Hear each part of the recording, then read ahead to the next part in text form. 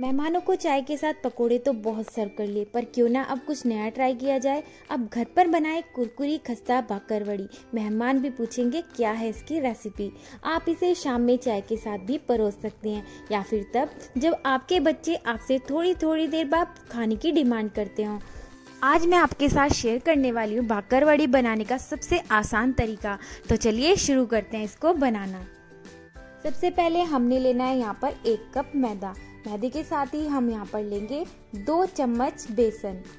बेसन को हम मैदे के साथ ही मिक्स कर लेंगे। अब हम इसमें ऐड करेंगे आधा चम्मच नमक। नमक आप अपने टेस्ट के अकॉर्डिंग ले सकते हैं। और अब ऐड करेंगे हम इसमें अजवाइन 1 छोटा चम्मच, हाथों से क्रश करके हम इसमें डाल देंगे। और अब पूरे मिश्रण को अच्छे से मिक्स करना है हाथों से।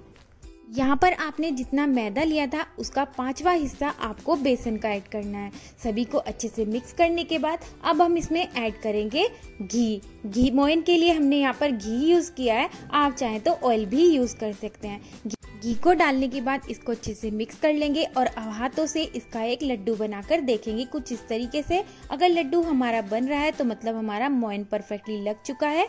और अब थोड़ा थोड़ा पानी डालकर हम इसका एक सख्त डो बनाकर तैयार कर लेंगे। इसका डो बिल्कुल भी नरम नहीं लगाना है, हल्का सा सख्त रहना चाहिए कुछ इस तरीके से। अब डो को हम रेस्ट करने के लिए रख देंगे साइड में। तब तक बना लेते हैं बाकरवड़ी का मसाला। उसके लिए मैंने यहाँ पर लिया है 1 छोटी कटोरी सेव।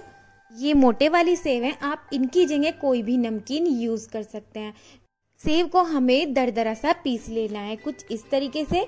ये देखिए, हमें इसका बिल्कुल भी फाइन पाउडर नहीं बनाना है, हल्का दरदरा सा पीस लेना है। अब इसको निकाल लेते हैं एक बाउल में। आप नमकीन की जगह बेसन भी यूज कर सकते हैं। 3 चम्मच बेसन को भून लेना है, उसके बाद इसमें ऐड करेंगे। और अब ऐड करेंगे 1 चम्मच जीरा पाउडर, 2 चम्मच धनिया पाउडर हम इसमें डाल देंगे। आप इसमें चाहे तो व्हाइट तिल भी डाल सकते हैं। और अब ऐड करेंगे हम इसमें 2 चम्मच सौंफ पाउडर, 2 चम्मच नारियल का बुरादा। सूखे नारियल को मैंने मिक्सी में पीस लिया था, वो मैंने इसमें ऐड कर दिया है। इसी के साथ ऐड कर देंगे यहाँ पर हम लाल मिर्च पाउडर 2 चम्मच, 1 चुटकी हींग, 1/4 चम्मच हल्दी पाउडर, आधा चम्मच अदरक कद्दूकस किया हुआ। आप इसकी जगह सोट पाउडर भी ऐड कर सकते हैं। आधा चम्मच हम यहाँ पर नमक ऐड कर देंगे। नमक सेव में भी पड़ा है, इसलिए यहाँ पर नमक कम ही ऐड करें। इसी के साथ ऐड कर देंगे 3 चम्मच पिसी हुई चीनी। और अब सभी को अच्छे से मिक्स कर लेंगे। आप चाहें तो इसमें बारीक बारीक धनिया पुदीने को काट कर भी ऐड कर सकते हैं। सभी कुछ अच्छे से मिक्स हो गया है। अब देख लेते हैं आटा। आटे को हमारे रेस्ट करते हो गया है काफ़ी टाइम। अब इसको हल्का सा मसल कर थोड़ा सा चिकना कर लेंगे हाथों से कुछ इस तरीके से। अब हमें इसकी लोई बनाकर तैयार करनी है। बराबर बराबर भागों में आटे को हम इस तरह से काट लेंगे। आप हाथों से काट सकते हैं, मैंने चाकू से काट लिया है। और अब इसकी हम एक बॉल बना लेंगे, एक हिस्से की। बॉल बनाने के बाद अब हम इसको बेल लेंगे। बेलन से रोल करते हुए हमें बेलना है, जैसे हम रोटी बनाते हैं। पर इसको आपको बहुत ज़्यादा पतला नहीं रखना है और ना ही बहुत ज़्यादा मोटा रखना है। यहाँ पूरी शीट रोल हो चुकी है, देखिए। अब इसको साइड से ऐसे कट कर लेंगे जिससे हमें फाइन शीट मिल जाएगी। आप चाहें तो इसको हल्का सा बेलन से रोल कर सकते हैं। और रोल करने के बाद अब हम इसके ऊपर लगाएंगे इमली की चटनी। इमली की चटनी को पूरी शीट के ऊपर अच्छे से फैला देंगे, पर साइड साइड से हमें लगभग आधा इंच हिस्सा छोड़ देना है, जिससे जब हम इसको रोल करेंगे तो वो आसानी से चिपक जाए। और अब एक साइड से इस तरह से हल्का सा इसको प्रेस करते हुए पतला शेप दे देंगे, जिससे काफ़ी पतला कर देना है, जिससे जब हम इसको रोल करेंगे तो वो आराम से चिपक जाए। और अब जो हमने ये मिश्रण बनाया था वो अब हम पूरी शीट के ऊपर इस तरह से फैला देंगे। किनारे की एजिस को हमें छोड़ देना है, ना इनमें चटनी लगानी है और ना ही इसमें मसाला लगाना है, आधे इंच के हिस्से में। और अब लास्ट में स्पून से इस तरह से प्रेस कर देंगे, जिससे जो हमारा मसाला है वो चटनी के साथ अच्छे से चिपक जाए। आप चाहें तो इसके ऊपर हल्का सा बेलन से भी रोल कर सकते हैं। और अब एक साइड से हल्का हल्का सा इस तरह से पतला पतला रोल करेंगे। बहुत ही सावधानी से आपको रोल करना है, बहुत टाइटली आपको इसको रोल करना है, जिससे जब हम बाकरवाड़ी को रोल करेंगे ना तो उसमें बीच में गैप नहीं आएगा। क्योंकि अगर गैप आ गया तो उससे बाकरवाड़ी के अंदर ऑयल भर जाएगा और मसाला बाहर निकल कर आ जाएगा। इसलिए इसको बहुत टाइटली आपको रोल करना है, बहुत ध्यान से करना है इसलिए ये काम। और बस इसी तरीके से हम पूरी बाकरवाड़ी को रोल करते जाएंगे। और जब ये पूरा रोल हो जाएगा तो हम इस तरह से चिपका देंगे और जो लास्ट वाला पार्ट हमारा बचा था उसके ऊपर हल्का सा पानी लगाकर इसको अच्छे से प्रेस कर देंगे, जिससे ये बहुत अच्छे से चिपक जाएगा और फ्राई करते समय नहीं खुलेगा।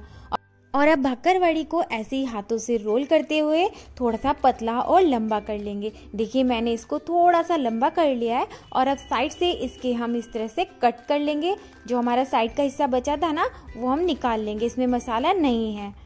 और अब भाकरवड़ी के हम इस तरह से वड़ियाँ निकाल कर अलग कर लेंगे। आधा आधा इंच की मैंने यहाँ पर कटिंग की है। आप अपनी मर्जी से अपनी इच्छा अनुसार कितनी भी इंच की इसकी वड़ियाँ बना सकते हैं। और देखिए अब हमारी ये भाकरवड़ी कितनी सुंदर लग रही है ना। और अब भाकरवड़ी के ऊपर हम हल्का सा हाथों से इस तरह हथेली से प्रेस करेंगे। सभी भाकरवड़ी को हम इसी तरह से बनाकर तैयार कर लेंगे। सारी भाकरवड़ी मैंने इसी तरह से बनाकर तैयार कर ली है। भाकरवड़ी बनाने के बाद आपको इसको 15 से 20 मिनट के लिए ऐसे ही खुला रख देना है। बनाने के बाद इनको एकदम से फ्राई नहीं करना है।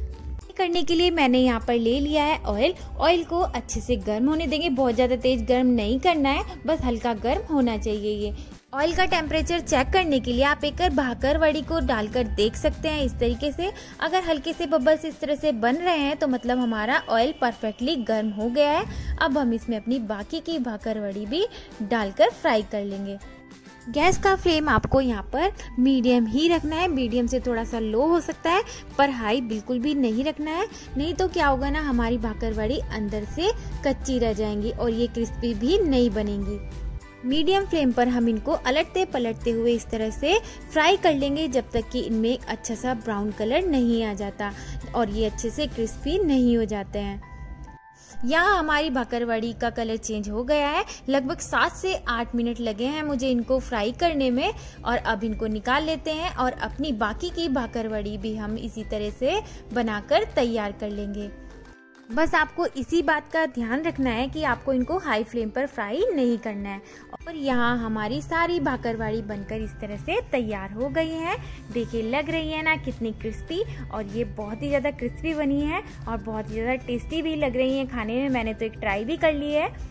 आप इस रेसिपी को जरूर ट्राई करना। अगर आपने भाकरवड़ी नहीं खाई है तो आप इसके फैन हो जाओगे। अगर आप खाते हो भाकरवड़ी तो आप हमेशा घर में ही बनाना पसंद करोगे, इसके बाद से मार्केट से लाना बंद कर दोगे। अगर मेरी वीडियो पसंद आई हो तो प्लीज लाइक शेयर और subscribe my channel. Thanks for watching my video. Have a good day. Enjoy कीजिए इसको अपनी फैमिली के साथ। Bye bye.